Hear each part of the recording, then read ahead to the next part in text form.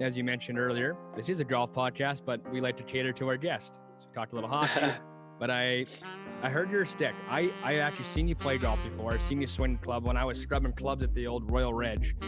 Oh yeah. And yeah, you didn't tip me after the round, but that's fine.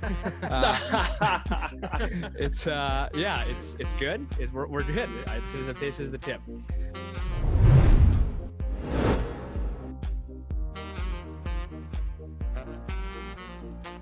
Hey everybody, we're back for another episode of Off the Hosel. This is episode 71. My name is Drew Koser, and I'm your host.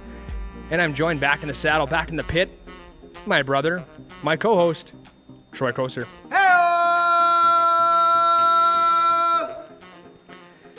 He's back. Been a while, boys. Been a while. He's back.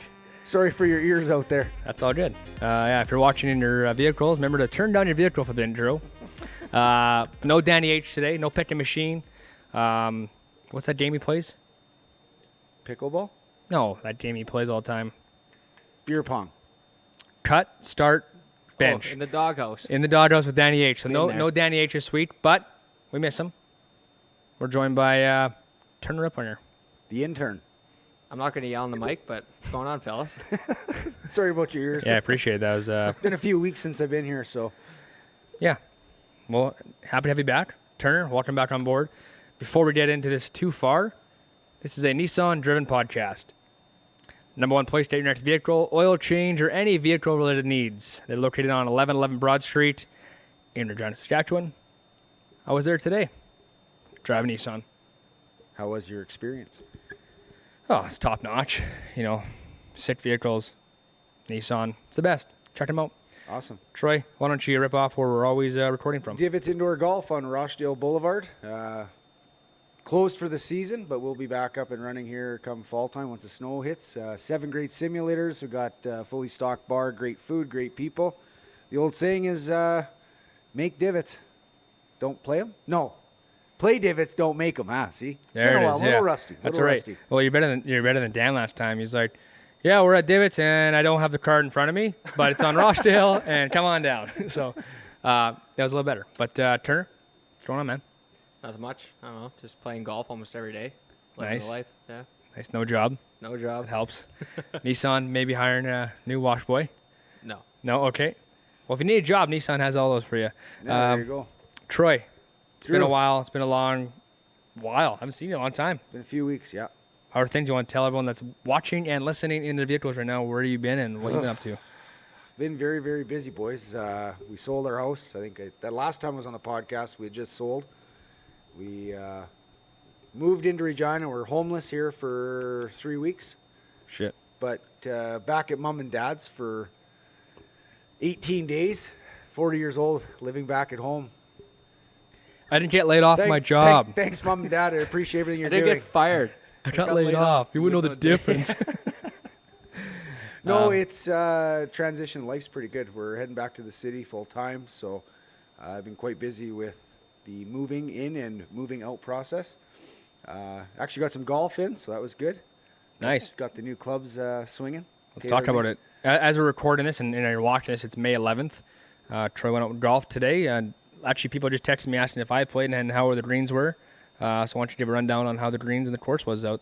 Yeah, They were. Brad out at Avonlea today. Let myself and a friend of mine, Scott, we went and played 18. Hadn't swung the new clubs other than indoors, and I'll tell you, hitting them straight and What kind of clubs? tailor-made. Yeah. Sim Max too. You know, Sponsored athletes. yeah, Is that any good? amateur golfer. Is that any good? Am I even an amateur? Just say you're a sponsored athlete. And just I'm go just a with it. sponsored athlete, but no, we went out to Avonlea today. It was beautiful. 20 degrees out, no wind. Course is really, really, really good shape. Nice. I think needs some more rain and some hot days. A lot of the greens are in really good shape. Brad even mentioned a couple of greens were, little.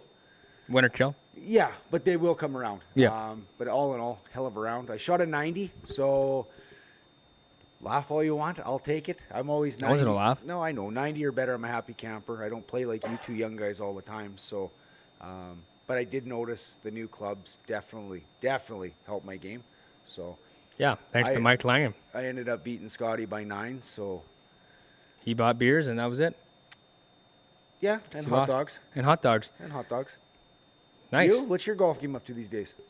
Nah, let's go with Turner first. He Okay. actually had a golf trip this past weekend, so let's talk about your golf trip. Yeah, I went up to White Bear with my buddy, Don't be so shy. Speak up. Parker Filzak. His dad's part owner at Divots Indoor Golf. Oh, Nice.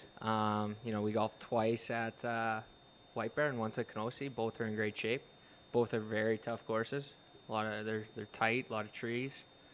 Had a great time. Yeah. And What's the scores? What'd you shoot? I was about it's a touchy subject. It is. Apparently, hey, he's my partner, the two man. Yeah. It's a touchy subject. Gonna worry about the handicap. Drew, leave the building. I was shooting mid 70s, so I'll take it honestly. And they're tough courses. I lost one ball in the 3 days, so Nice. I think that's pretty impressive. So I have to ask, why is it a touchy subject when he's shooting mid 70s? Are you shooting high 80s or what? No. Well, what's We would like my handicap to stay where it's at or be a little higher. That's why. Well, you come play with me. I'll get your Yeah, hand. you play with Troy. So I will Right. play under my name. Yeah, exactly. For the next few weeks. Give you a few strokes. And you were crushing some busies, I saw. Yeah, crushing busies, love busies. Get busy, get wild. Get busy, Get wild. Let's party. Get loud. Must be a Molson. young guy. Molson thing. Coors. Oh, okay. Great. The new, is it a cider? No, it's a seltzer. Seltzer. So Seltzer. they're unreal. Buy a Vizzy today. They come in small cans and big cans. Check them out. I love them. You love them. Have you had one? Pilsner. Okay. That's 3 Molsons. That's right, it is.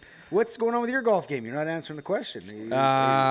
I see you're putting a lot of videos out there, putting a lot of practice in around the old chipping green. Yeah, I'm practicing lots, a lot of content, for people watching. I'm doing a lot of that. I practiced on Monday night. What day is today? Tuesday? Monday night for 4 hours. I actually practiced for a couple hours, probably 2 hours of content. So playing lots of golf, working on my game, and it should be a good summer, I guess you'd say. You got some tournaments coming up? I do, and I want to talk about that after our next couple questions here, because there's some upset people in the province. I'm upset, but I do want to talk about last week's guest, and the week before that one. You were on it, you weren't. Let's talk about Dale's interview. I mean, it's one of our biggest ones yet. Yeah, heartbreaker for me. I couldn't even be there for the old Dale Trail. Captain Pork Missile Dogfather himself, cousin of ours. I felt bad I couldn't be there. I did watch it, and I actually listened to it. Dale's Dale. I mean, he very humble, and he's right to the point, no bullshit, and told things the way it is. I know we're going to get into some PGA talk here shortly. Tough that he wasn't on the course this past weekend. We'll get into that in a bit. But, no, Dale was really good. And then Mike Vanderjack, another one, couldn't be on there. But, a guy that I watched playing football, he played for Toronto, he played for Indianapolis, he got kicked the ball for the Colts, when Peyton Manning was there. And the Riders. Played for the Riders. He had a hell of a career. I mean, really, really good interview. Kudos to you two guys for stepping up. I mean, I appreciate you guys being there for me. So, Yeah, thanks. That's what we do. No problem.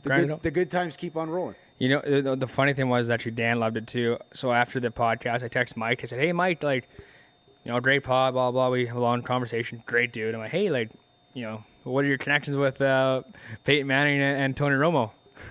Would love to have him on the podcast. I heard they're big golfers." He goes, "Shooting for the stars, kid?" So doesn't hurt to ask. Exactly. I told Dan, if you don't ask, you'll never know. So, thoughts last week on Mike Turner, if you listened to it at all, and if not, that's fine too. It was good. Just great stories to hear. Deadly. Good podcast. That was good. So he did Fucks not it listen deep. to the podcast. That's okay. Sports talk, fellas. Hockey, right into it. Where do you guys want to go? Oilers, okay. Let's go. Playoffs, baby. 100 Playoffs, points. baby. 100 points for Connor McDavid. So can I tell a funny story? Absolutely. So I run a podcast. I've been back at home for 3 days. Okay? So I was sitting downstairs on the couch. Oilers game's on. Connor was at 97 points, I believe it was. Okay. Sounds real right. Dad says he wants to watch the game. Wow. Okay. Haven't done this in a long time. So I'm sitting downstairs in the recliner. Dad's Having on a the juice couch, box. Having an adult juice box. And, boom, right off the bat, Connor scores. 98. 98. Shocker. Right? Assist, 99. Shocker. I look over at Dad. I said, "You going to make 100? You going to be able to do this?" "Oh, yeah, I'll be up for it." 7 minutes later. And I'm like, I'm Out cold. Boom. Connor gets his 100th. Hey? You wake him up? No. I for sure would have been like, no. wake up. No. Wake up. Next morning. I still do that. Next morning, I said, Dad, Connor did it, eh? He goes, yeah, I seen him. He got to 99. I said, no, he got his 100th. He goes, no, son of a bitch. But let's talk about that. McDavid, like another world. There's a lot of news reports saying that they should have benched him here for the last couple of games in Montreal, right? Really? Oh, yeah, don't play him. He got his 100. Let's Didn't like Mark Crawford do that to like Wayne Gretzky in Yes. the Olympics or Canada Cup? Canada Cup. Was it with Crawford? I have no clue. Yeah, it was Crawford. You sit the best player in the world in No, a shootout. you Yeah, don't that do makes that. sense. He only had more assists than. Sorry, go on. There was other local guys, media guys that were saying, you don't do that to start players. Yeah. Because it could put them in a funk, right? You sit them for a couple games before playoffs. So Edmonton's in Montreal last night. Again, this is Tuesday for a Wednesday show. Yeah. So Monday night, Oilers win in overtime. And Connor, another goal, another assist. So he's at 101. They got one game left to go. So happy that they're just beating on the Canucks this last week, Yeah. which is awesome. I mean, I hate the Canucks. I know a close friend of the show, Dal Smith. He was on Twitter. Yep. He even said the other night, he goes, this is a fun team to watch. And he was referring to the Oilers, and Yeah. he had a puke face sign, Mike Smith's on another level right now. If they can keep Koskinen out of the net, because he couldn't play in the Adult Safe Hockey League, in my opinion. Yep. I take him, but yeah. He's you're right. so bad. He's bad. He's so bad. He's so bad. He makes the saves that he shouldn't, but the shots that you or I could save are going in, and it's just like, it's so, you pull your hair out. I don't have a lot of hair left, but you pull honestly, your hair the out. reason why he's still in the NHL is his contract. And who did that was Peter Trelli, Yeah. who is a, Meatball. thanks, we're on camera here, so I don't want to say it out loud. Yeah. So anyways, Oilers are on the playoffs. Canucks are out, of course. They're golfing already, so they're probably playing out Predator. Well, Ridge we right now. have to give props to like Cole in. Well, of course you know, we do. He had so I just, No, know I my know. feelings, Yeah. right? So, I think I said it last week. He played, I think, 16 and a half minutes his first NHL game. Played more. He had more ice time in the NHL than I had in Adult Safe. Than I did. Like, that's unbelievable. So Yeah. like, he's playing well. He tried to body me yesterday on the post. I was like, wow, blue check mark now. Hey, he changed. He's like, I have. oh, he's checkmarked. Yeah. He's been checkmarked When for do a we get while. ours? Oh. He let me know a few summers ago. He goes, hey, go check out my Insta page. Go check out my Twitter. Go That's look. gonna be nice. Yeah, checkmarked.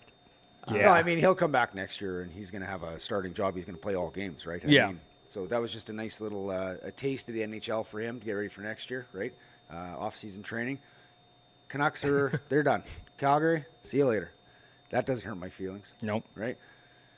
Winnipeg, thoughts? I mean, boy, they've just been sliding. Yeah. Sorry, CD just chipped.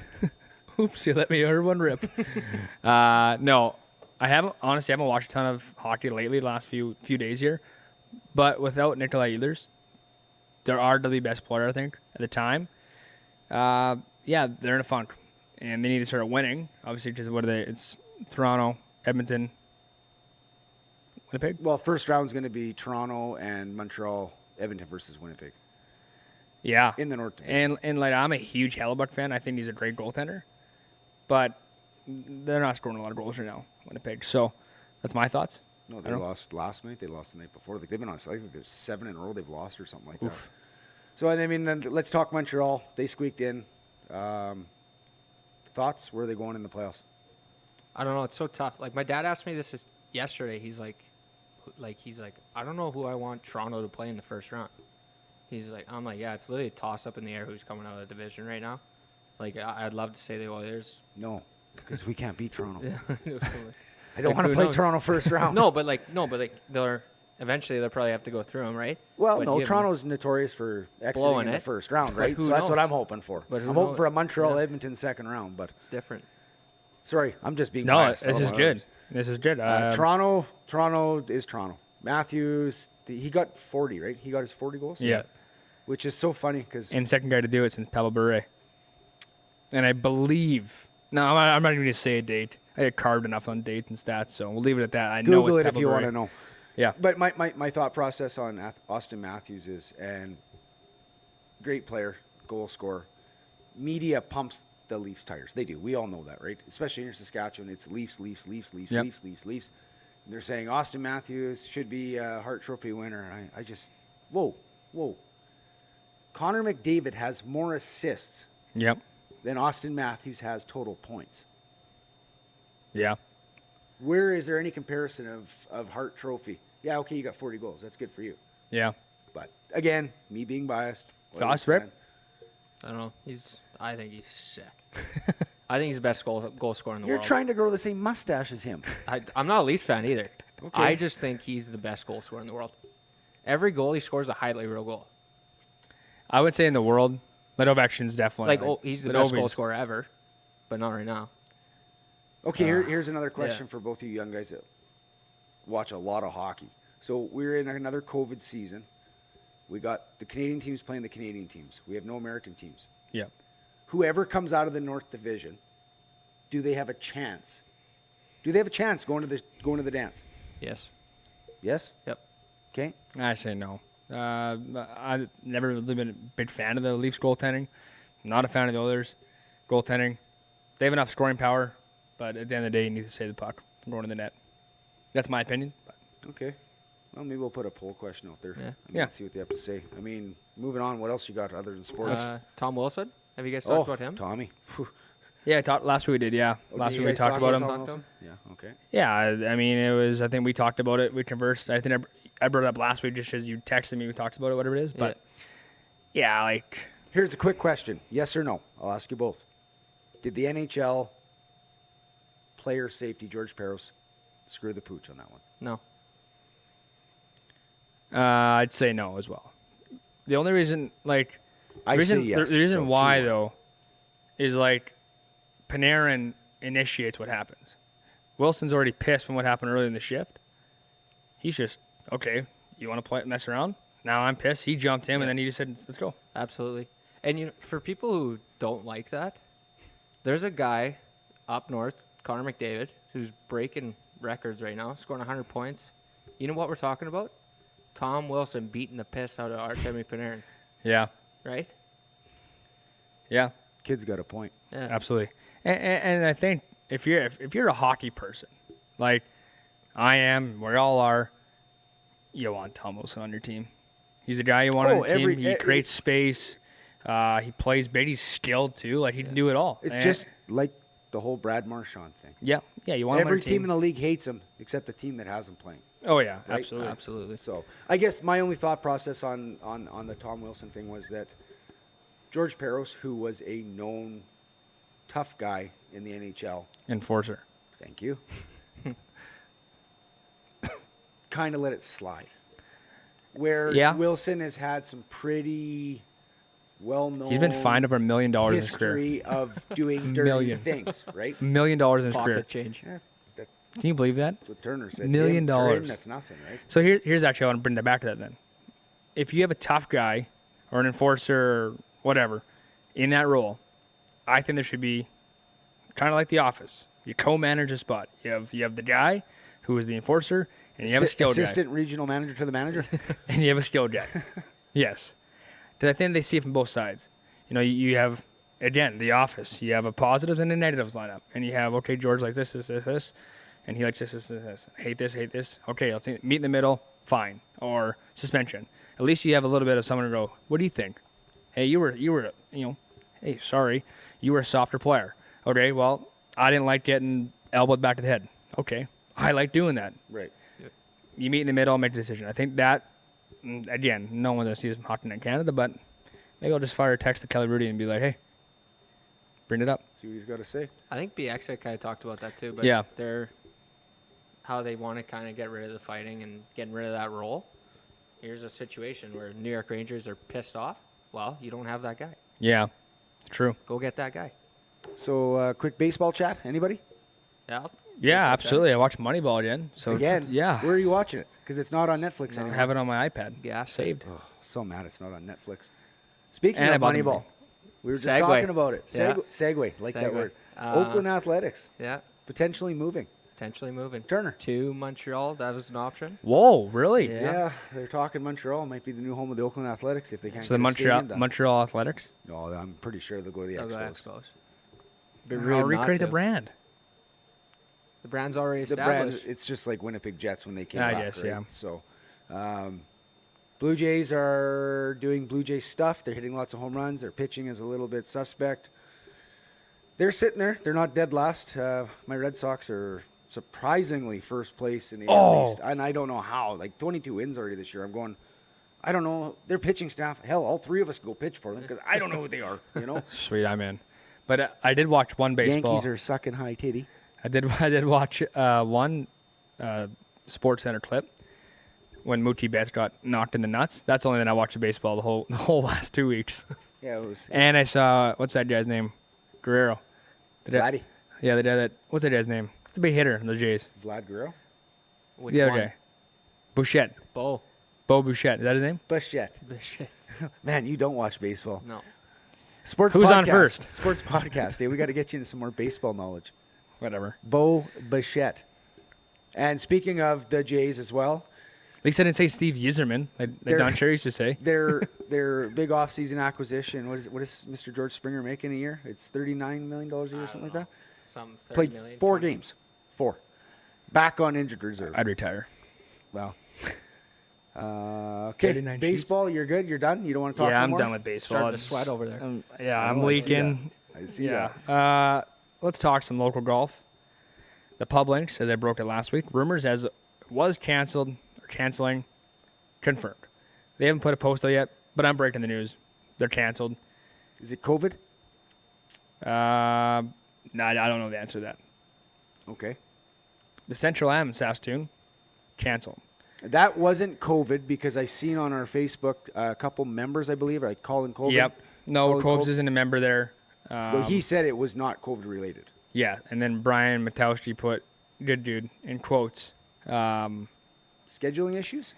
Yeah, so I've heard mixed rumors that the course did not want to give up the tee times. Not a fan of that. That's a big tournament around here. There's Nipawin, there's the Central Am, Pub Links, Washasoo, and the Sask Am. You knocked out 2 of the 3. If I forgot any of them, let me know, but those are big tournaments. We're going to ride around the top 25 power rankings around. Now it's tough now. Now it goes down to club championships and Nipawin, and points are higher, I guess, but it sucks because I know that they made announcements that tournaments are allowed. Right. And shotguns are allowed. So talking with some people, not happy, and defeats not the purpose of our show by any means, but it sucks we can't bring on a guest that wins that tournament. So when is it going to be public knowledge? When's Golf Sask going to say, yeah, they're done? 'Cause I haven't seen That's anything more of the Central Am, whoever runs that, will Oh, okay. make that announcement. So we'll wait for that, I guess. Okay. Well, Troy's. hi. Would you mind ripping off a quick ad read from our good friends over at TaylorMade Golf? It's not on there, so don't look at it. It's all experience, buddy. All experience.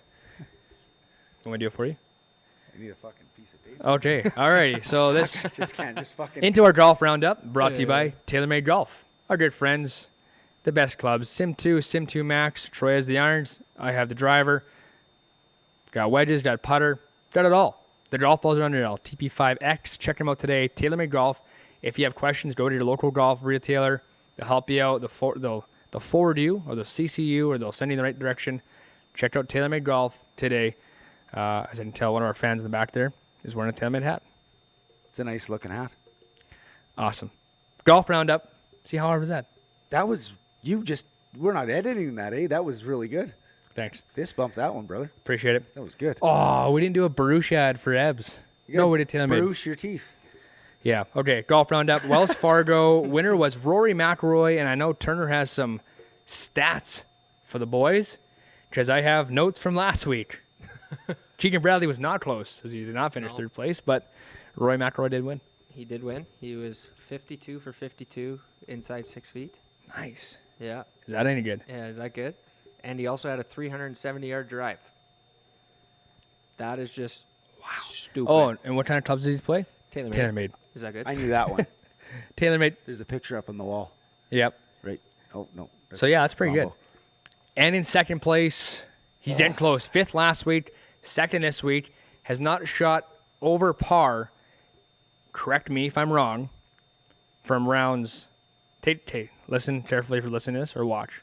Thursday, Friday of this past tournament, and 8 rounds prior to that. Yes. Has not shot under par. I don't know what he did in the weekend. Over par. Over par. Over par. 2nd place, Abraham Answer. And yeah, we're big fans of Abraham Answer. Team Abe, Team Answer. And at the end of the day, we'll always be Abe Answers fans. Rory fans. All those guys we're fans of. Oh, I was watching golf there with actually Mom because she's quite a golf fan now because of Abe and Dale. Yep. And, you know, Dad was out plucking weeds or planting flowers. I don't know what the hell he was doing in the backyard. And I said, can you come help me? I said, no, I got to go watch Abe here. I said, he's actually getting TV time because he doesn't get a lot of TV time. And I'm watching Mitchell. He kind of fell off the board. He was like going down, down, down. Abe ends up birdieing 16, and I'm going, oof. He's sole second. Right, yeah. McIlroy's 2 strokes ahead. I'm going, okay, there's 2 holes left. Rory, come on, you bastard. Bogey one, bogey one.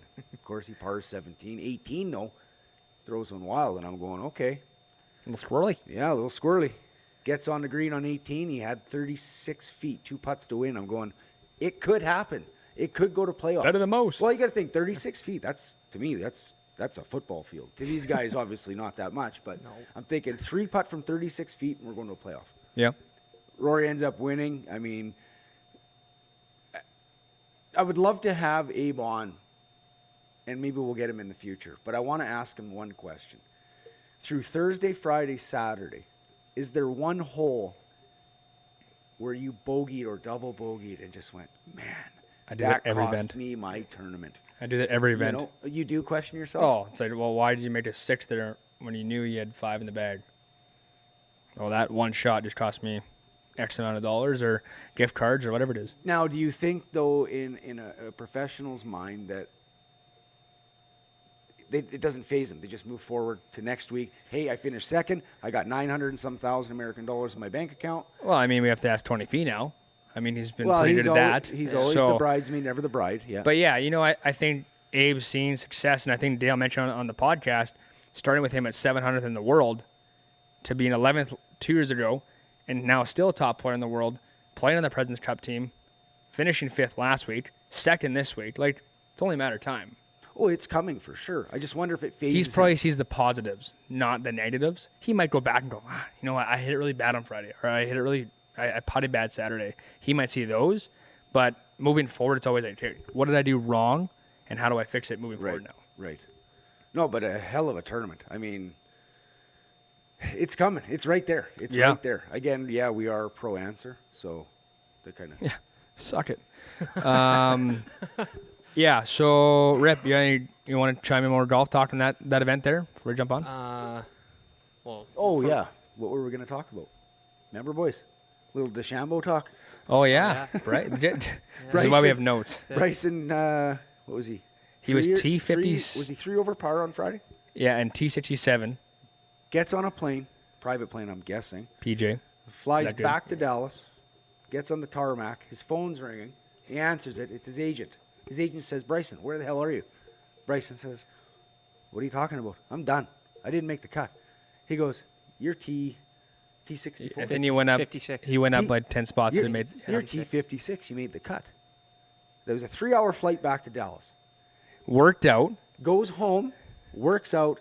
He said right on his press conference, went home, worked out, drank a couple protein shakes, slept in my own bed for 4 hours, got back on a plane, flew back to North Carolina. Did you see where he finished? No. He was T10. He was top 10. So he left a tournament, money on the table because I'm done, comes back and he's getting a hell of a paycheck. Yeah. That's funny. That's a crazy golf story, and it also shows how much money golfers have because you can fly all the way to Dallas, I'm done, go all the way back to North Carolina, come back, have a couple good rounds of golf, and you're getting some more bang for your buck. Another thing about jumping tons of spots in that tournament, Rory was tied for 72nd going into Friday. Yeah. Wow. That's nuts. And long overdue, by the way, for Rory. That's Absolutely. the third time he's won Wells Fargo, right? It was 2011, 15, and 21? Or 10, 11, 21? Yeah, we'll find out tomorrow morning. Yeah, someone will carve me on my dates on that. So. Yeah, funny that you brought up like how I remember he went home, worked out, whatever. I was in a tournament one time in Nipawin, 2017. Mom told me this story the other day about you. I never knew this. So I'm in the 2017 provincials, my last year junior to make junior nationals. Never did. I finished my round, hop in the vehicle, put the cart away. See you boys. See you next year, whatever it is. And we're leaving Nipawin. We hit up the nearest Tim Hortons. I did a chicken wrap, whatever it is. And we're driving like just get past, and then you see the sign. I believe it was Tobin Lake, was like 15K away. And a buddy of mine, Zach Hurd, really good player, he goes, "Hey, coach, where are you?" I'm like, "I'm crushing a wrap right now, driving home, sulking." "Dude, you're on the tee for a playoff." I'm like, "You shitting me?" "Mom, turn that CRV around. We got to get back." Ripped back home, or back to Nipwin, and hit 5 shots, and then went back home again. So wasted mom's gas, but yeah, very ironic story. And I get where your point is, the money thing. Mom wasn't worried about the $12 in gas driving back to the highway there, but it would add up for sure. Yeah, I mean, you went 12 kilometers. He went 3.5-hour flight. But I mean, hey, all in all, kind of the same story. Mom told me that story the other night. I just had a good chuckle. I do have a similar story too. So when I was playing junior in Penticton, I was scratched one game, and I worked out that day, and I left the rink as soon as guys were coming in for the game. And as I'm driving home, I'm literally just got home. My trainer phones me. He's like, "Rip, we need you back here." And I'm like, "Why?" And they go, we think Wardo broke his fucking toes. Dixon Ward's kid, Taylor Ward. Yeah. Plays at Omaha now. And so he's playing sewer ball. We play in the sewer ball in this big area, but he kicked the fucking wall trying to kick the ball. So I gotta drive all the way back to the rink, and by the time I get back there, it's like 10 minutes till warm-ups. I just worked out. I worked my bag off in a workout. Now I gotta go play a game. Funny thing about sewer ball though, last little, I might have another note here, but playing sewer ball in Saskatoon, AAA Blazers. Is that good? Just kidding. This was ancient years ago. But playing sewer ball, and I hate sewer ball. We're kicking the ball around, and like the idea of the game is like you want to sewer him out, so you're out. Buddy goes 1, 2. Like, what's it his name? The big soccer player in the world? Pele. Him, yeah. Pele spinning through the air, yeah. Whoosh, right in the nose. Bloody nose. Never played ever again. 17 years old. Never played sewer ball ever. Not in junior. Never once again. Bloody nose for a game. It's like, Well, for the old guy in the room, what the fuck is sewer ball? well, the soccer ball, the team. Hockey's different now. Yeah. Apparently. Yeah. You kick a soccer ball around with the team, and you try and sewer that guy. You have to hit it, Isn't 3 that called times? soccer? No, sewer ball. Ball's got to stay up in the air, too. So it's like hacky sack, but then you kick it at that guy. So if I want to get him out, I'll kick to that guy, get it back to me, and whack, you're out. Gotcha. Unless you deep in play. Thanks for teaching an old dog new tricks. That's all right. But we are running along this week. That's fine, though. Just a good podcast. Great podcast today. We kept everyone on their toes. Yeah, this was kind of like out of left field for everybody. Yeah, I'm excited to see our phones after this because it was already blowing up when we put that announcement out. But our guest today from Regina, Saskatchewan, a former Pat, he's hanging in the rafters. Oilers, Islanders, boys, quickly before we go to this interview, thoughts? We'll go to Troy first. I've got his bobblehead and a jersey autographed in person. I don't want to say the name yet because you haven't said And now we're buds. And now we're Now we're friends. buds. Did we just become best friends? Yep. You want to do a karate in the garage? Yep. Awesome interview. And I could tell he was very excited Engaged, to join yeah. our show. And he even said that he loves getting back to Saskatchewan. Yeah. Right? Yeah. So for me, I watched him play his whole junior career. I know you did. I was filling water bottles today. I saw his toe was turned. Yeah, you both I were. got some good stories. Yeah, I know, about him. and you know him quite well as Yeah. well. But no, I don't want to say his name yet, but very glad he came on the show. I think our listeners are going to really enjoy this one. So Yeah, Rip. Thoughts? Good. I love the guy. I watched him growing up. He's one of my favorite guys as a Pat. You know, it was right when I was just growing up, becoming a hockey player. So I still love watching him. Still love watching him do his thing. So without further ado, Drew. Yeah, it's funny. I think on May 11th, May 1st, we got notified that we're getting him on. We held this for exactly 11 and a half days here. Jordan Eberle, number 7. What number is he now? 7. For the New York Islanders. I was going to say number 7, Regina Pats. Little Darren Zabo. Darren Zabo. Jordan Eberle. It's a great podcast. Hope you guys enjoy it. Joined by a guy from our hometown, Regina, Saskatchewan. He is quite the decorated athlete. He has won gold medals at the World Juniors, World Championships. He scored 50 tucks for the Queen City Kids, the Regina Pats, and 50 goals in 2009. Was drafted in the first round of the NHL draft in 2008. Is that any good? And is having quite the career. I hear he's quite the sticker on the golf course. So with all of that, we are pleased to have on Jordan Eberle. Thanks for having me, guys. Yeah, I appreciate it. Absolutely. Howdy was that, boys? What a breath. Pretty good, Drew. What a breath. All right, let's get into it, Ebs. I'm going to call you Ebs because now we're best buds. So first thing is, what's new with you? What's happening, man? And how's it going down in Brooklyn, I believe? Yeah, we're actually I'm in Long Island. That's common misperception, or misconception. We, because of the Brooklyn, we were there for my first 3 years.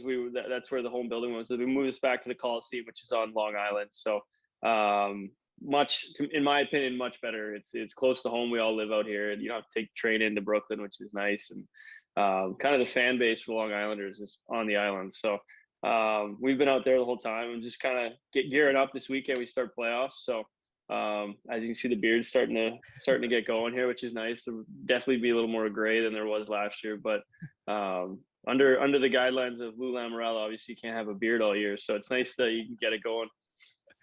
That's unreal. How's the weather in Long Island? It's awesome. It's beautiful. It's I don't know what it's like back home, but here it seems to hit us a little bit early. It's pretty much, 20 degrees, 23 degrees every time. We just went to the park with my daughter, so he can run outside and play in the grass, and it's been like that for probably a good month. All righty.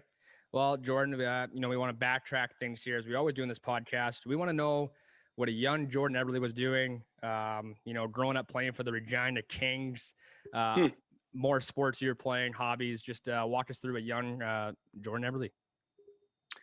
Wow. Yeah. A lot of activities. I have 3 siblings. I got 2 older sisters, a younger brother. And, for as far as hockey wise, we were playing street hockey, mini sticks, pond hockey, you name it, hockey. I played other sports too. I played a ton of golf, played soccer, football, lacrosse, baseball. I think it's important. I think, a lot of these kids now, they're playing just hockey 24 hours, all 12 months of the year. You get burnt out. A lot of times you get a lot of athleticism from just playing different sports, which I think is huge. But knowing this is a golf podcast, I played a ton of golf for my 10th birthday. I remember the first, when I got a membership to Tor Hill and the Murray and the Joanne Goulet.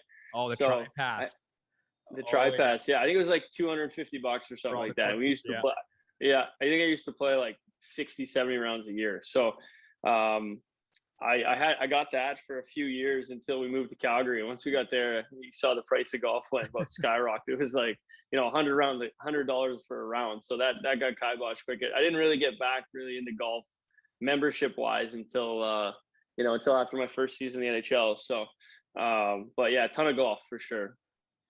So Jordan, you played a year at Notre Dame out in Wilcox. You ripped it up, scored 40 goals for the Hounds. How was that experience playing out there in Notre Dame? I loved it.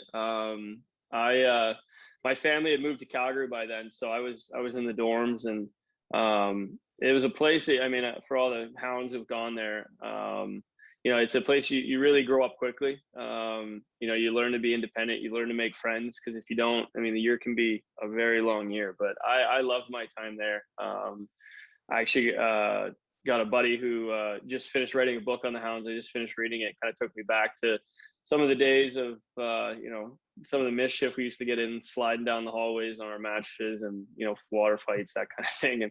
And I saw a lot of stuff. So but not only that, you're playing hockey every day of the week. You're working out all the time, and that's what it is. You're playing hockey. So I think I took a huge step for sure going to that school, and in my hockey career, just developing myself. And your academics were top notch too, right? They were. I don't want to say I don't want to say I was a bookworm by any means, but school somewhat came easier to me. So, but I enjoyed it too. So I like going to school. My parents definitely embedded that in me, that we had to have good grades, and the Pats did a really good job of. I know a lot of teams I talked to in the Western League. School. It's important to them, but they're definitely missing a lot of classes. But their Pats, I remember coming home from like a 26-hour road trip from Everett or Seattle, wherever we were, and we got back like 5 a.m. We had to go to class at 7. So, they definitely put an emphasis on going to school. Yeah, you were a Scholastic Player of the Year the one year at the Pats. I've heard that a lot. I think I took like gym, probably home ec that semester. Yeah, there wasn't a lot. Exactly. So I think they were just giving me out of courtusy. And that's no offense to any of the people that do teach gym or home ec. Exactly. Yeah. Super easy. So thanks for the free A's. Yeah. Alrighty, after Notre Dame, you went on to play in Calgary. As you mentioned, your family moved to Calgary. You play for the Buffaloes, which is, they're still a wagon to this day. Now, I'm curious, why not the Pat Canadians, or is it just straight because the family was in Calgary?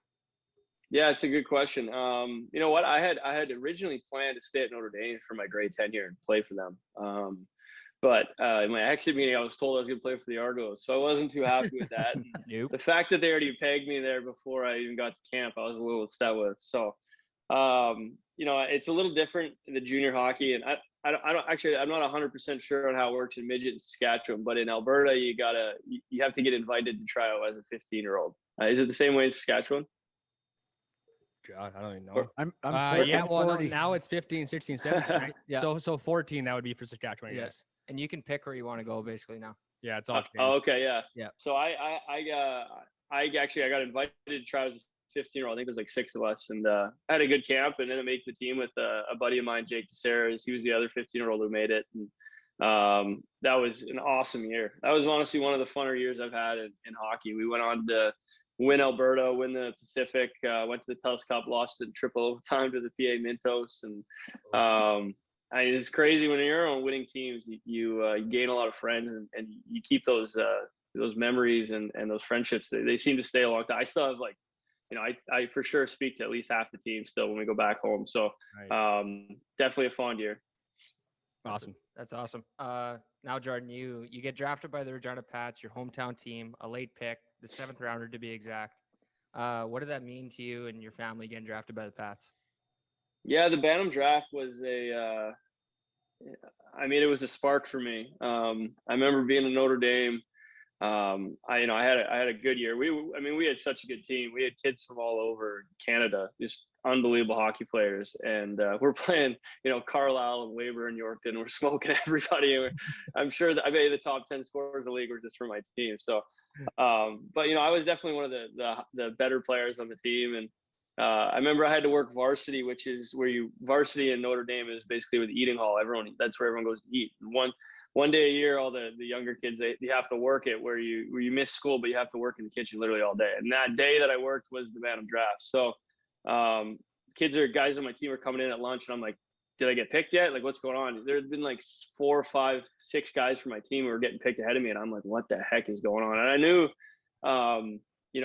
teams were a little uneasy about me maybe going to college, which is probably why. And I was a short guy, and back then, they were picking for height and weight, and you got 6'1" guys when they're 14 years old. I'm 5 foot. First round.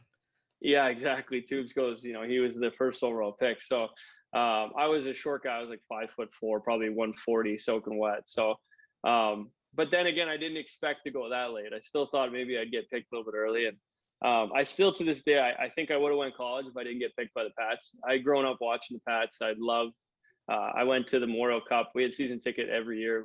Actually, one year we actually had a box in one year. So I had been to hundreds of games, and that was definitely the reason I ended up actually going the junior route and going to the Pats. So ended up working out. So at 14, were you talking to any schools yet? Like, were they contacting you from down south? Not so much when I was 14. Definitely when I was 15, after my midget year. Definitely had some contact with some schools, and definitely had some interest in going there. Actually, before I went to Pat's camp as a 16-year-old, I went to try out for the Okotoks Oilers in the Junior A in the Alberta League, and made the team. And out of courtesy, went to Regina after for Pat's camp, just to see where I pegged myself in. Had a great camp. I remember sitting down with Brent Parker, my dad, and Curtis Hunt, who was the coach at the time, and basically they told me, like, listen, you're good enough to play on the team. We want you to keep you. And my dad just kind of turned to me and said, this is your decision. My dad was a little uneasy about. He didn't want me to get caught up in playing on the 3rd, 4th line, and I'm sure like every dad going to junior, he was a little worried I was going to get in and out of the lineup, but. Curtis, without really giving anything away, said, we're definitely going to play you. We're not going to keep you in the lineup, but he didn't want to make any promises. So I turned to my dad. I just said, listen, this is kind of a dream for me. I grew up watching this team, and, made the decision to stay. And like I said, it worked out. Awesome. Okay, well, turn and jump right into my next question here, but I do want to ask, first game in the Western League. You mentioned Brent. Brent's my boss, where I scout for. Turner's dad's done tons for me, and Mm-hmm. he kind of helped you out. But Yeah. I do want to talk about your first Western Hockey League game with the Pats. Yeah, I'm gonna mess this up, but I'm pretty sure it was in Swift Current, and I think I scored. So it was a highlight for me. I don't remember the goal overly, but I definitely remember that. I remember my first game, the game that really vividly sticks out is my first game in Regina.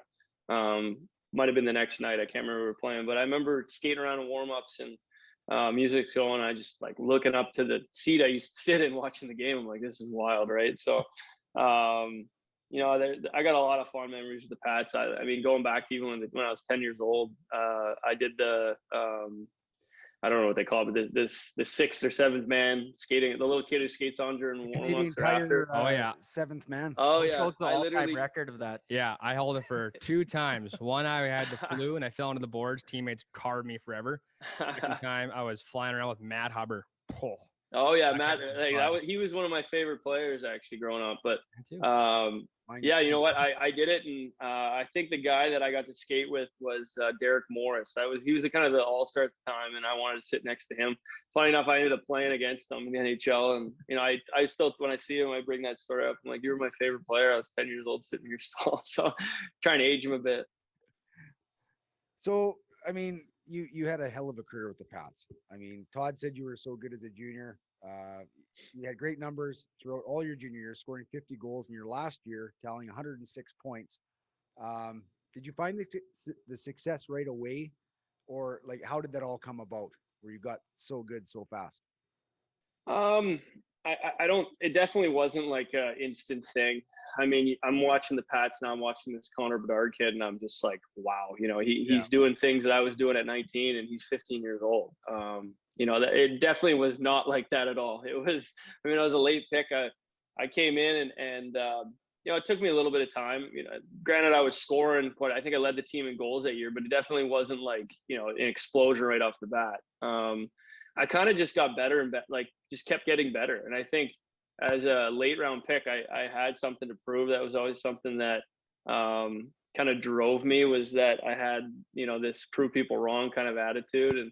And I think my second year, I had a great year. I think I had 42 goals that year. And I wasn't even really on the radar to get drafted. Like, that wasn't in my head until people started to tell me, you're ranked around here. Like, this is going to happen. And that's kind of where it took off for me, as far as, you always, I mean, you have a dream of playing the NHL as a kid, and that's a dream, but you don't really see it as a reality until, your name starts being thrown around the first round of the NHL. So, and then not to mention after that year, the World Juniors for me was kind of the catalyst, and that tournament in my first year in Ottawa, where we won, kind of just gave me so much confidence that, listen, I can do this with the best of the best. Like, I can do this. I can make this happen. And work my ass off as a 19-year-old going into my 19-year-old year. I really wanted to play in Edmonton. I didn't want to go back to the Pats. I had a great camp and really thought I had a chance to make the team. And they kept me all the way to the end and finally cut me. I was stung. I really wanted to play there as a 19-year-old, but going back to junior as a 19-year-old in the WHL, that was probably the best thing that happened to me. I went back and had an awesome year, dominated, and had a great World Juniors, and that just kept feeding my confidence. So that's kind of the steps it took me, for sure. So I kind of want to couple these guys off here. You'd mentioned about you were supposed to go at this point in the NHL draft. When did they tell you in advance where you're supposed to go in the NHL draft? Like, it's, back in the day before social media and everything, it was like, okay, your phone rang, I got drafted. Now it's, is it months, weeks? Like, how does that all work? Yeah, you never really know. I always tell people they come up with all those rankings. I can't remember what they're called, the CHL and then the world rankings or whatever it is. And I was kind of ranked end of the first round, early second. So going into the NHL Combine, which is an absolute nightmare and a grind, I met with 26 of the 30 teams. So, I mean, you're going into these meetings and they're asking you the same question. You're literally a robot by the end of this thing. And then not to mention on top of that, you got to do all the fitness testing in front of like 100 scouts. You're literally like a Unless you're piece of Sam cat. Bennett. What's that, sorry? Unless you're Sam Bennett. Yeah, I mean, it worked out for him too, though. But I mean, there's so many stories you hear about the combine.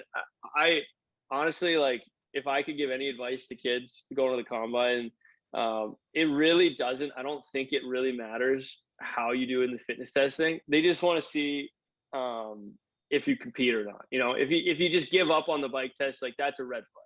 Yeah. If you give up in things, like those are red flags. But if you just go there and work and give it all, I mean, that's all they can ask for. And it's definitely not fun though. It's tough. But for me, back to your question, I had met with the Oilers once at the combine. I'd met with them again before the draft.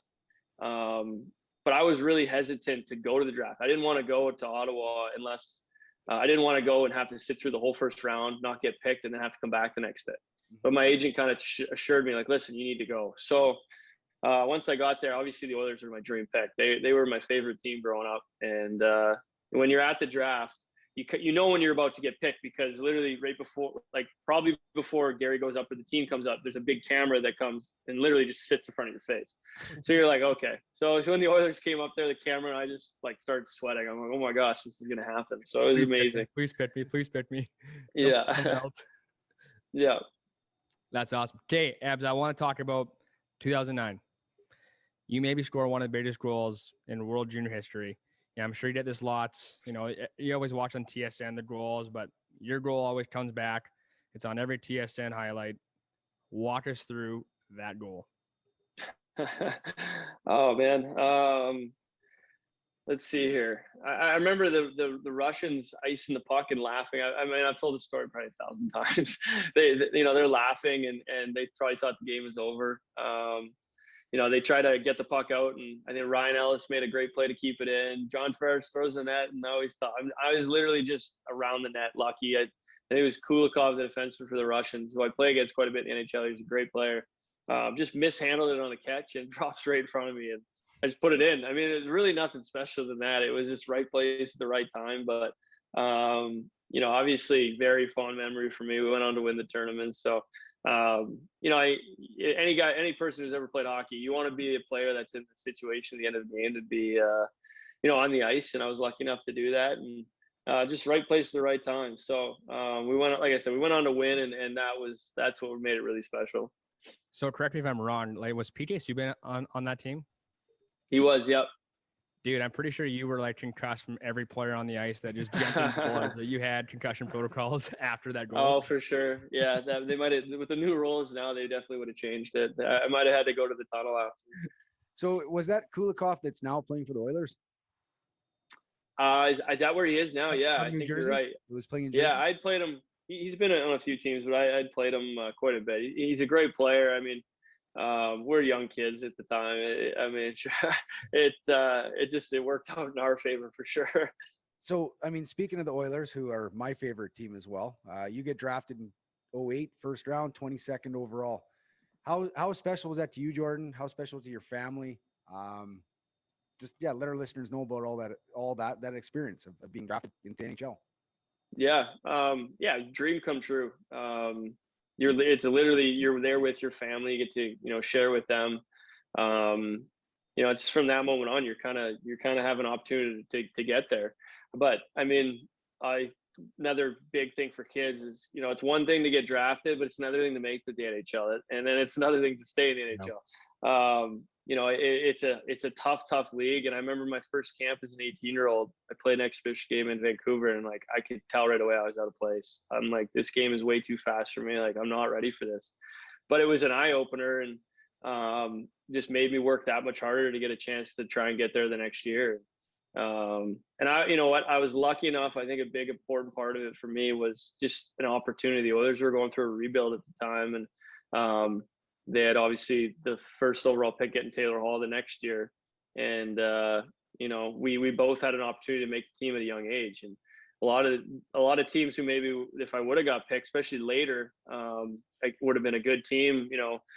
You're in the minors for a couple of years and you're developing. I'm a strong believer if you're good enough, you're going to eventually make it, but the timeline may be a little quicker or a little longer. So I was lucky enough and fortunate enough to get an opportunity within the Edmonton Oilers and rebuild and and definitely had a lot of ice time to develop my game at a young age. Yeah, Rip, for fall sure. asleep. I'm just reading here. For sure. You mentioned playing playing an exhibition game with Vancouver and feeling you weren't ready, but you did spend some time in the American League. Do you feel like that helped you, I want to say, become a better player and become more confident in the NHL? For sure. Yeah. So after my 18-year-old year, the Pats, we had been actually we didn't make the playoffs either here, 18 or 19. But after my season was done, yeah, I got to go down and play in Springfield. And as an 18-year-old, I think I played like 9 games, and as a 19-year-old, I think I played like 13. So for sure, you get a chance to play with men. You know, the speed definitely quickens. Everything is harder and faster, and that definitely, you know, helped me too. And I had a little bit of success down there too. So, you know, those are all just confidence builders that I had going into camps for the years after that. Troy, you're up. I know I'm up. I'm just making sure they did another follow-up question. Oh, sorry. I was going to. We're actually good at this, Ebs. Don't worry. You lied. You're lying. It Where? says right there, Drew. But Am I up? I'm going to take Okay, it go for it. anyways. Sure. So your first NHL goal. I mean, it was a beauty using the Bauer Supreme. How was that classic forehand backhand upstairs? Yeah. Once again, I mean, my first game was, any kid's first game is pretty special. You got all your family there, which is great. And then to score, and then the fashion that I did it was pretty amazing. I'll never forget it. Honestly, like when you're playing, things just happen. Like, it's not like I was like, okay, we're on a 2-on-1 here, I'm going to look off the captain of the team as a 20-year-old, and then and go to my backhand and turn a 2-on-1 into a 1-on-1. So I don't know why I did it. It just happened, honestly, and I was lucky enough to beat him. So yeah, I mean, it was an amazing experience of playing against the Flames, Hockey Night Canada, first NHL game. I don't think you can ask for much more than that. So I'm an Oiler fan. What are your favorite memories being an Oiler? What's your favorite memory or memories of being an Oiler? Yeah, for sure. My first game for me personally, that was pretty amazing. You know, things that I remember, Sam Gagne's 8-point night. That was an amazing thing to be a part of. Ryan Smith's last game. You know, obviously the year we made the playoffs, got to the second round. My last year at Edmonton, that was incredible. I mean, I've had a lot of good moments. Not as many as I wish I had. Obviously, I would have loved to have won there, but you know, the first game in the new Rogers Arena was pretty incredible, and then obviously getting to play with Connor and Leon and I mean Nude and Hall and I've had so many good teammates over the years that I'm still playing against. You know, there's a lot of good memories for sure. Yakupov. Yeah, I mean, his first year, he had, I think, led our team in goals too. So yeah, he I obviously didn't overly work out for him, and I think he's still playing Russia and doing well. But definitely played with a lot of good players. So speaking of teammates, and a guy that we tried to get on this podcast, your old roommate Ryan Whitney. Let's talk about him, Whit and Taylor Hall. What was that like to live in? I believe it was you played 4 years, maybe you lived with them for 4 years for sure. But talk about those experiences and times with those guys. Yeah, Halsey and I lived together for 4 years. Wits and I and Hall lived together for 1 year. Yeah, it was quite the experience. I mean, I'm a 21-year-old kid. Halsey's 20. Wits is like 29. So, you know, the age gap is quite funny, but we had a good time. And I mean, everyone, obviously, they love Spit and Chicklets. He's had so much success with that podcast, and then obviously his vodka too. He's doing well, but I always tell people, I mean, they listen to him on the podcast, and I mean, that's genuine. That's who he is. He's just he's a hilarious guy. You know, some of the stuff he says is borderline ridiculous, but you know, he's a great guy to be around, and definitely had a lot of laughs that year for sure. Alrighty. So now you're in New York playing there for the Islanders. What has the transition been like from Edmonton to New York and having? I mean, that team's really good. I mean, you guys win a lot of games. You're talented. Just walk us through, playing with Barzal and that whole new structure. Yeah, I mean, it was a good transition for me at the time. obviously I had a terrible playoff the year I got traded, and I kind of knew that something was. I mean, I'd heard my name in the rumor mill for a while, but once I got traded, it was almost a relief. I stopped had to answer the questions to all the members at my golf course when they asked me when I was getting traded. So finally, it happened, and I mean, I went from a place where really you can't go out for dinner in Edmonton. There's people stopping you. It's a fishbowl, and I went to a place in New York where I mean, you become a little fish in a big pond. Really, no one knows who you are, and it was almost great for me at the time. And I really enjoyed my first season. And once Barry came in the next year, my second year, just really transformed the team into a team. I mean, we really focused on keeping the puck out of our net, and it definitely, it was hard for me at first because I mean, obviously an offensive guy, but I had to find a way to change my game into a defensive style and a style that was going to help us win. So, obviously you're giving up some offense, but you're winning hockey games. And at the time, that was what it was about for me. I mean, I wanted to win, and we had success, obviously, that first year, making the second round. Last year, getting to the conference finals in a weird year with the bubble and whatnot. And then obviously this year we're back at it. So definitely have a chance to do it again. Awesome.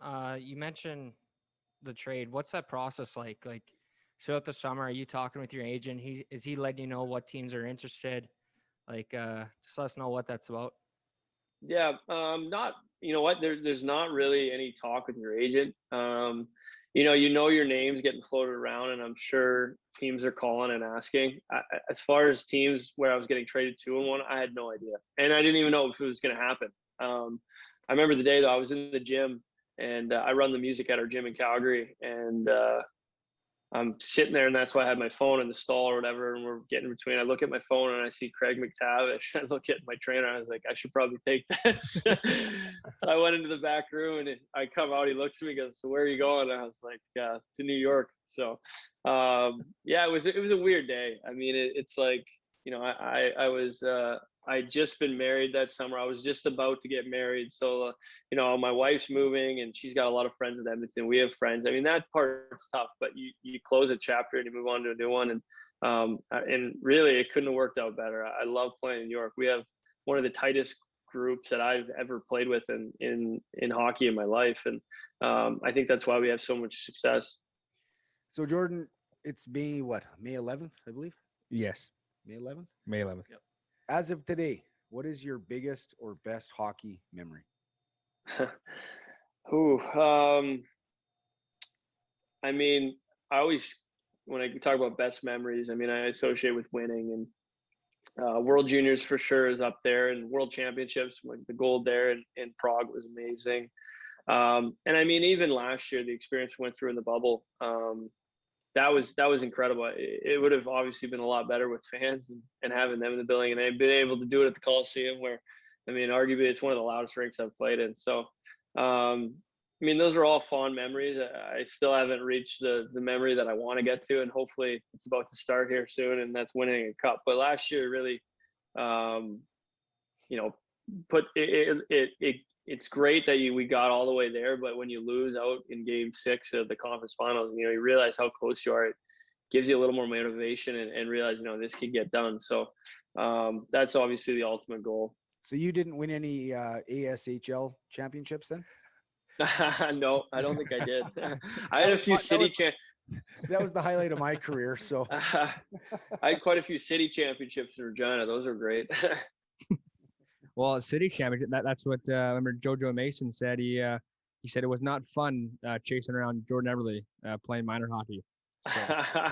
Yeah, no, I tried minor hockey. So I got a lot of fond memories from that. I remember as a 10-year-old or moving into Adam, our zone in the Kings was so good that they split us up into 2 zones, and then we still won, which was great.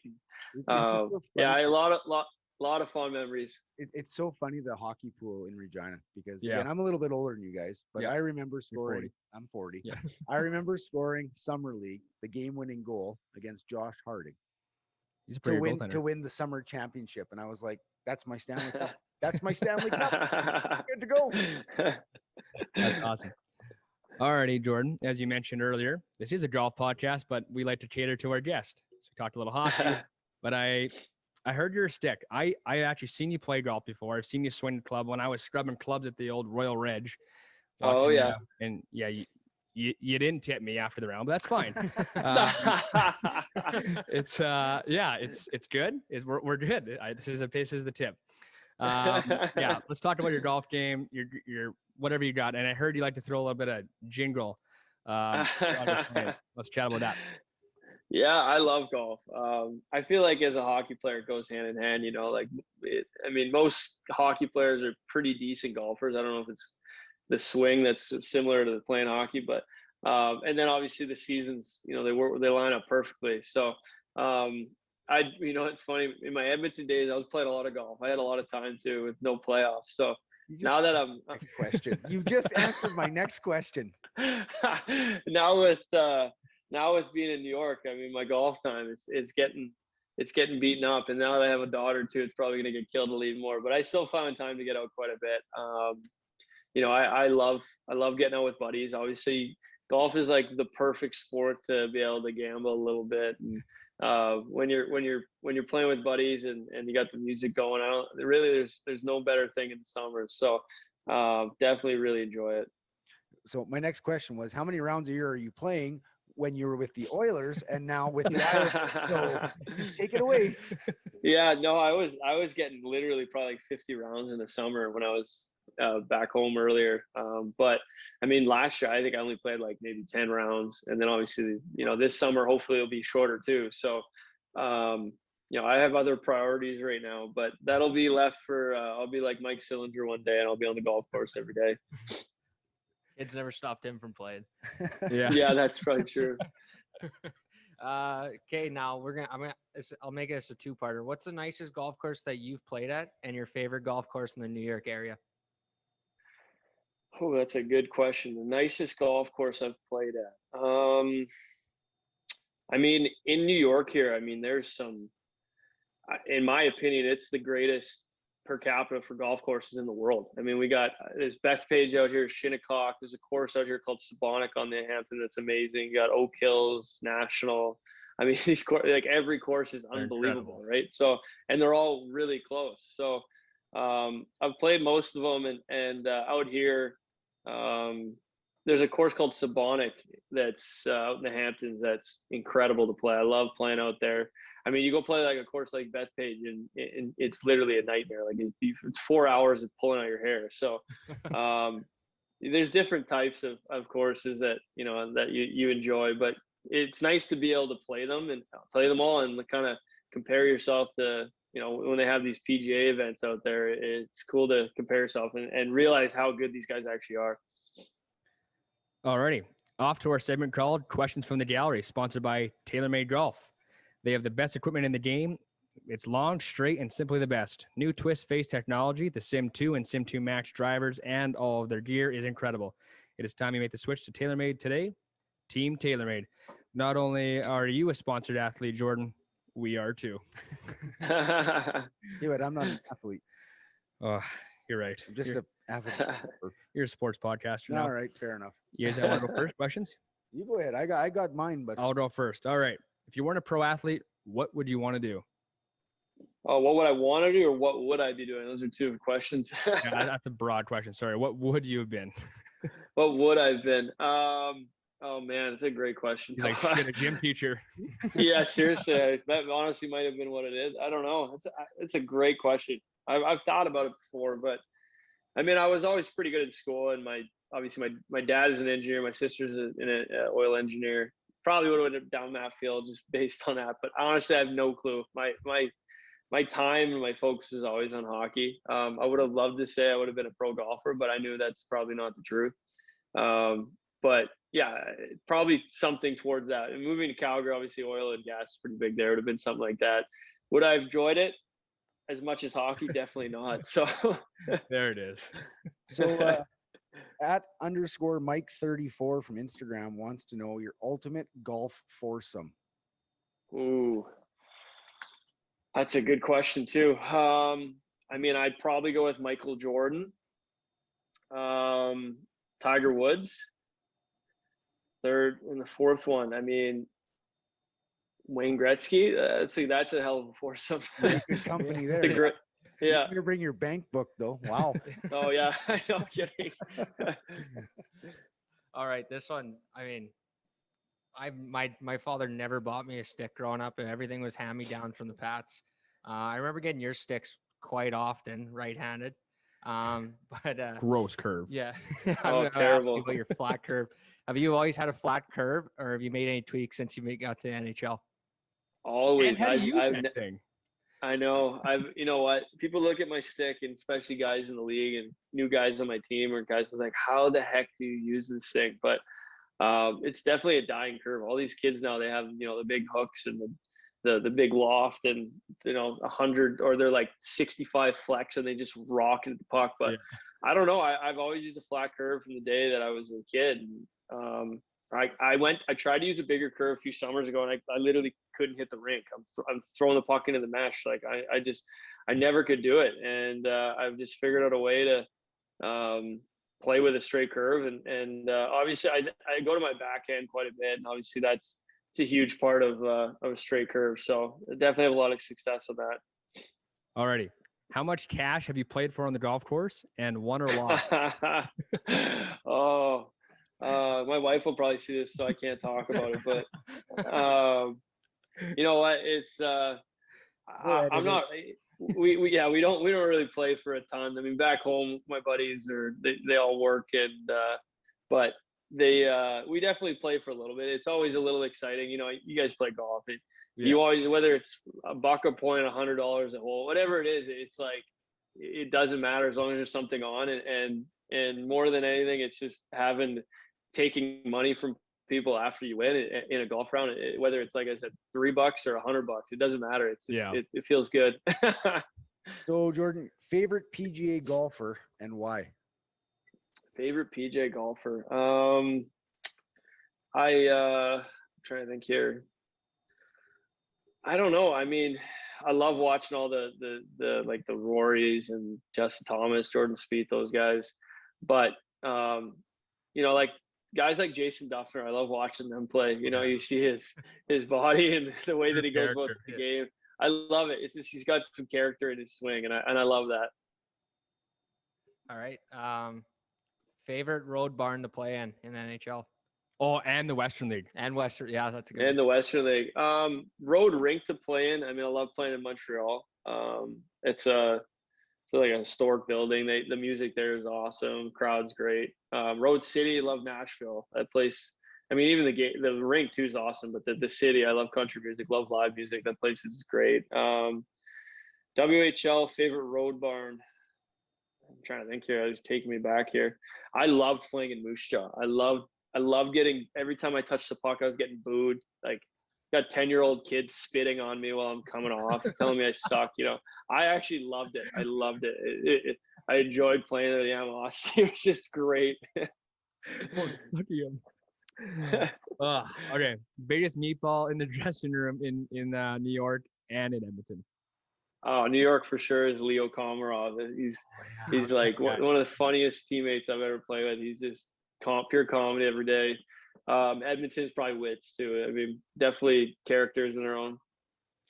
1-on-1, you against Crosby or McDavid, who and why? Like I'm going against both of them. Yep. Oh, it's no contest either way. I mean, they're both unbelievable. Connor, you can't keep up with, and Stid's like the strongest guy ever. So I mean, we got him in the playoffs here too. So, you know what? They're both handfuls, and they're both, I mean, out of this league players and Hall of Famers. So, and I've been lucky enough to play on lines with both of them. So you get a taste, in close of what they're really about. Your idol growing up?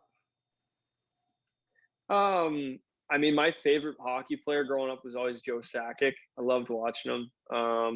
He was, his release and everything about it was amazing. And I mean, as far as that hockey, that he was my idol. I mean, my idol off the ice. My dad coached me until Hockey Regina wouldn't let him anymore. Standard. He was. Yeah, and then he became an assistant coach. So, I mean, he was always a role model for me. He wasn't a hockey player growing up by any means, but once I took an interest in my sister and my brother, he took all the coaching courses and really got into it. So, I mean, he was my mom too. I have a little daughter now, and I mean, I'm not there yet, but you start to realize the sacrifices that your parents put in to take. We have 4 kids, take us all to different activities and sports. Pretty amazing. Alrighty. I have 2 more. I don't know what do you have I've left. got 40, but Okay. we only have so much time. How many sticks do you bring on the road, and how many do you use in a year? We've never asked any of our hockey guys this question No, yet. we haven't. Yeah. So that when I first got to the NHL, I mean, there's stick racks and it's like free for all. You could use a new stick every game if you want, which I always thought was pretty funny. And one year I probably was pretty close, but lately, like I'm using a new stick probably every like few games. Once it starts to break in and it's a little whippy, I don't like it. But some guys, I mean, they like when sticks are broken in, so it's like it's personal preference for the guy. But yeah, right now I'm probably using a new stick every few games, every 3 or 4. They're the same as those $25 cohos I used to use, right? No. Those are probably the giveaway now. I probably seem like a spoiled brat actually now. I think about it when I was a kid. I remember I had a TPS rubber for like 2 years, and that was like gold for me. That was probably the smartest investment your dad made because it wouldn't break the rubber. I No still have shit. one in the garage. Yeah, right. But I did hear Ryan Kessler, I think one road trip, he brought 37 sticks. Yeah, like I know I've heard stories of guys using 3 new sticks a game. I've heard the stories of guys using a pair of skates like every 3 games, like stuff like that. So, I mean, in my opinion, that's a little ridiculous. Like, what do you need to use 3 sticks for? But you know, so it changes from guy to guy. So this is again another 2-parter. Favorite golf course that you've played, and the one course that you haven't that you want to play.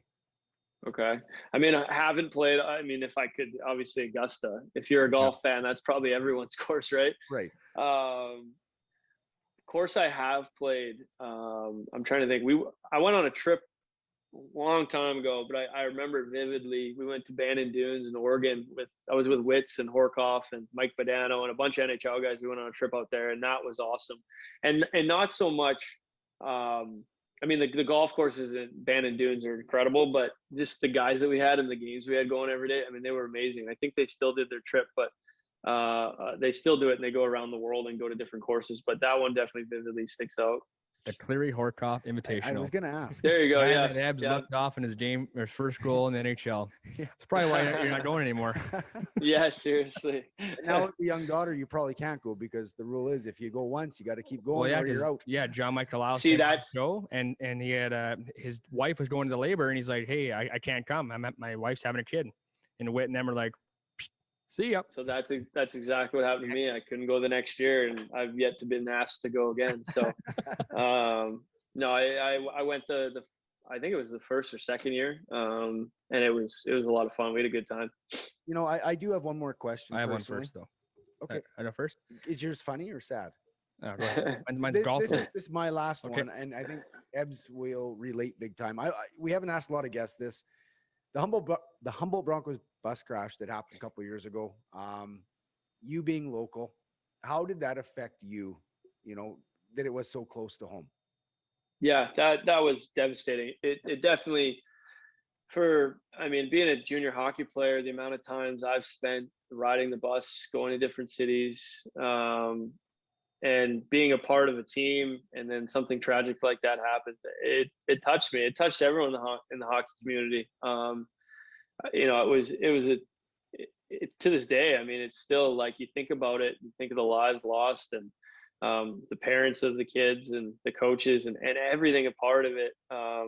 You know, it was terrible. And like I said, I mean, when you're a hockey player and you're riding the bus, and the fond memories that I have from riding the bus, I mean, playing cards, hanging out with the guys, you know, it really hits you deep down. So my brother played junior hockey in the Saskatchewan League, and I know a lot of kids. I know even on that team, going back to some of the kids, you know, that you make connections with through the hockey world because it's such a small world. It was just horrible. Sorry, I Alrighty. just wanted to No, bring. that's good. And I know you had close friends on that bus, Yep, so I mean, yep, I just absolutely. just wanted to ask. Two-parter here, and probably the last questions I would think. Yeah, we don't want to keep you too long, Ebs. Well, I'm sure we'll have you on again. I'm hoping. Yeah, for sure. Confirmed it. Okay. Worst part of your golf game and favorite beverage on the course. Worst part of my golf game is probably my. I mean, it depends on the day. I don't think I've ever had anything going at once. You know, those are rare rounds. You got everything going, but like probably my putting. It's just like it's horrible, which is the most important part of your game. So Yeah. something I definitely need to work on. I'm pretty good off the tee most of the time. I mean, if you watch me swing, I have a long swing. The head is coming all the way back. It's hit me on the way out, but I've tried to change it and I just can't, and it's just seemed to work for me. So long irons, wedges, short game, like it's all pretty solid. But putting, I've always struggled with. So that's probably the worst part of my game. And my favorite beverage, Pilsner. like, yeah, I was gonna say, is it like a fun round or is it like a weekday round? Whatever you want it to be. You know, I mean, obviously love having beers on the course, and you know, especially when you go with your buddies, and that's part of it too. So it's definitely enjoy that. I'm hoping that when Jordan comes down this summer that you can join us at Off the Hosel and go for a round. Yeah, I would love that. Would love that for sure. Hopefully my season goes till the end of July though, and I don't have any time, but well, but next year. And I just texted Silly. No answer. So you're safe this one. He's golfing right now. There's no one-liners from Silly. But Ebs, I mean, I appreciate it. I know you boys appreciate it. Yep, absolutely. Thanks for coming on the podcast, man, and we can't wait to do it again. Yeah, I appreciate it. I always love you know, talking to some hometown guys. It's I enjoy it a lot. Good luck in the playoffs, Jordan. Appreciate it, guys. Awesome. Thanks, Ebs. Take care. Take care. Alrighty, episode 71. A great episode. A surprising one for everyone out there. We knew about it. Christian didn't even know about it. Nope. He knew about it maybe. He knew about it. It was a small portion of people knew about it. Jordan Eberle. Fantastic guest. Really glad to have Jordan on. Like I said earlier in the intro, he wanted to do the show because he likes giving back to the people of Saskatchewan, where he was, you know, raised, played his junior career here, and it was great to have him on. And not to mention, he likes to golf. Yeah, and gamble. Bethpage Black. Sick. In his backyard. I'm surprised he didn't say anything about Liberty either. Yeah, Liberty National. Actually, I was a little shocked. Liberty, Saskatchewan. No, that's that's my alma mater via wife, right? Oh yeah, Liberty. There's a golf course there. I know. Imperial. I know. I heard about it. Heard it's sick. Yeah, no. Thoughts on the podcast. Both of you guys. Like, I just gave you my thoughts. Okay, Turner. I loved it. I always catch up with Debs. I grew up with him. You know, him and my dad have ties, obviously. So it's obviously great talking to him again. Yeah, you know what? Big shout out to, you know, Rip. You know, that helped us get Ebs, and yeah. Something that I did take away from that entire interview that maybe you guys didn't, and I know, Turner, you're not here all the time, and I mean, I try to be as much as I can. You're here all the time doing this. Something that Jordan said to us on the Zoom call that I thought was really good on our end was, that's a really good question, guys. Yeah. We ask a lot of questions to our guests where they're kind of like, oh, didn't even see that one coming. Yeah, left field, you know, where you go on most shows and it's the same generic. Pucks in deep. Exactly, right? I mean, it's the same generic questions, you know, where did you grow up? Why did you do this? Yeah. How come you're so good at this? What do you want in the future? You know, so obviously... It's better than the guys that go, well, you know how it is. No. I don't know how it is. I don't play in the NHL. That's why I'm asking you how it is. Right. So it's cool when they do that. No, I did see Jordan. He did say a couple times. He's like, geez, that's a really good question. And it's something that a lot of our guests have said to us is, that's a really good question. I never thought of that. So kudos to you, Drew, honestly, for because you do a lot of these scripts up, I guess you could call them, and getting some background knowledge, you know. So good on you. I mean, again, we surprised an NHL superstar with some questions. So yeah, thanks. Good job. Yeah, appreciate it. Yeah, thanks. Rip, thoughts on the pod? I know you had a story. Yeah. It's kind of a funny story. It is kind of a funny story. So you talk about him being, pretty humble. He's a great guy. But the one summer, it was 2008. So I was 10 years old. I played in the brick tournament. So brick tournaments of teams all over North America. And I end up scoring a hat trick against Toronto Pro Hockey. We lose 6-3. I get first star. After that tournament, we end up driving to Calgary where he's staying with his family or whatever. I think he would have been 19 years old then. And we stay at his house, and my dad's like, hey, maybe we should bring in your first star trophy, because Jordan played in the brick tournament as well. He played for Vancouver. Yeah.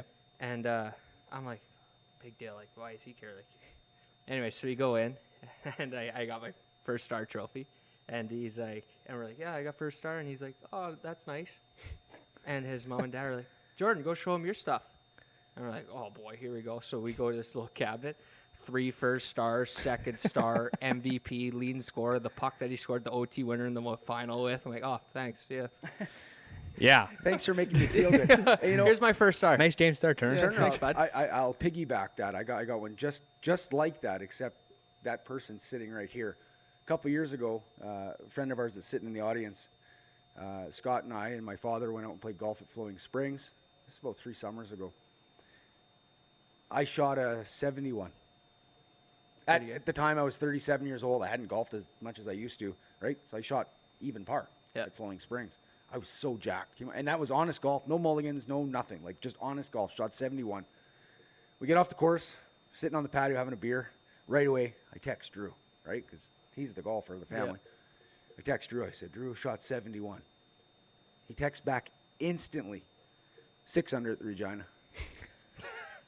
Yeah, there goes my round. Thanks. Through 7. Thanks for coming out, Troy. Just totally burns me right after like an epic round of golf for myself, where I was just like, oh my god, I got a shot at 71.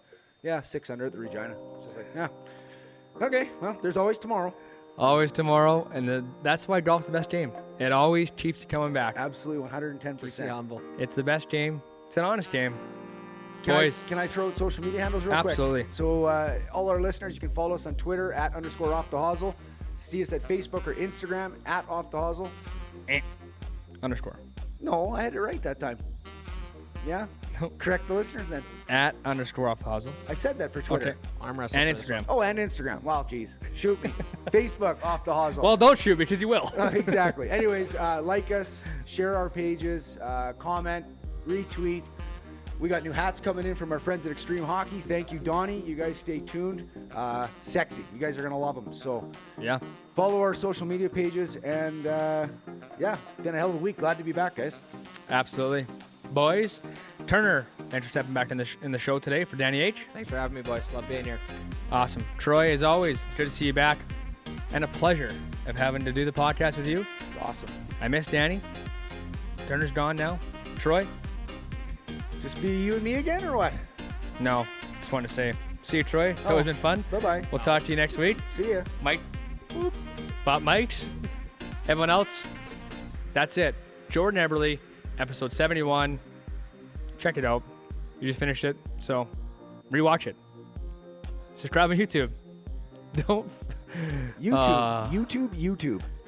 This is a bad recap. We'll talk to you guys and girls next week. See ya. Peace.